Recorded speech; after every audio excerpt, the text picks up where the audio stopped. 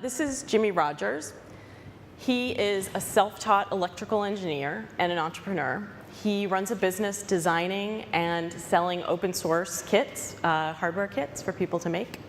And he dropped out of college. One of the things I heard over and over again in my research, and that you'll be thinking about a lot here, is that people don't learn alone, particularly independent learners. For Jimmy, the shape that that took is teaching. So for him, that was a primary strategy. Here's how he describes it. I didn't know how to teach. I just organized people to get together and figure it out. I said, I'm ordering parts to make a project. Let's sit down with the schematic and the instructions and build one of these things.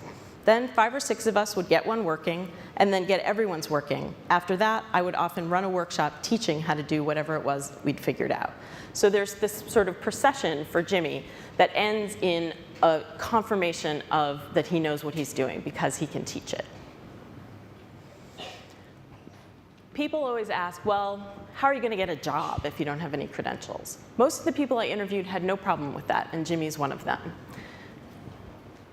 He said, I did run into a number of jobs where they said, we're concerned that you didn't finish your degree. And some employers just said flat out, this job at this pay grade requires a degree. It wasn't really a problem when I ran into a situation like that.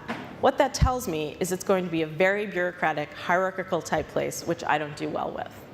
So here's somebody who's an independent learner and has insight into what he wants to do very concretely, and also what kind of environment he's going to succeed at. And that's a really critical part of taking it from learning into success.